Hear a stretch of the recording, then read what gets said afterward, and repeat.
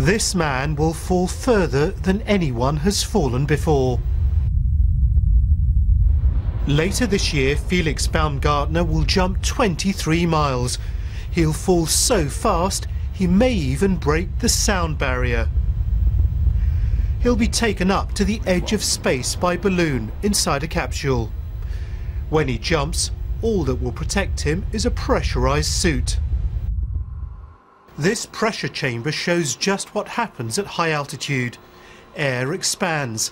That's why your ears can feel painful when you take off and land in an airplane.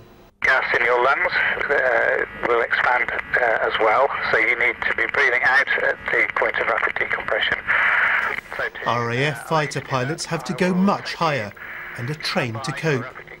But Felix Baumgartner will be starting his space dive at much higher altitudes than any pilot would dream to go, 4 times higher, where the risks are altogether much greater.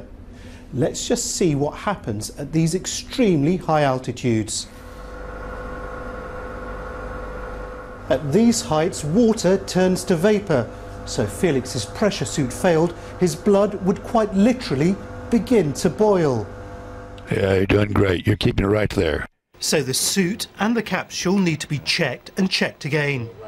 Engineers have carried out their final tests and say they're now ready for the jump. But even if the equipment all works, there'll still be risks. He will be falling very fast, and he has to be sure that he remains stable so he doesn't spin, for example.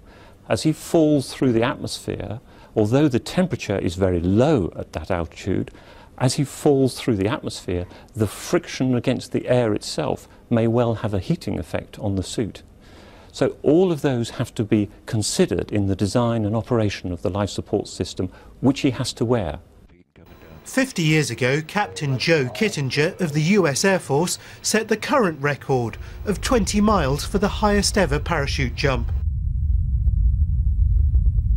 There was a leak in his right glove and he lost the use of his hand.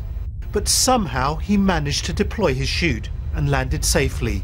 Just about. He had 1960s technology. Felix Baumgartner has much more. But if anything does go wrong, he'll have to rely on his wits as well as his equipment to keep him safe. Palab Ghosh, BBC News.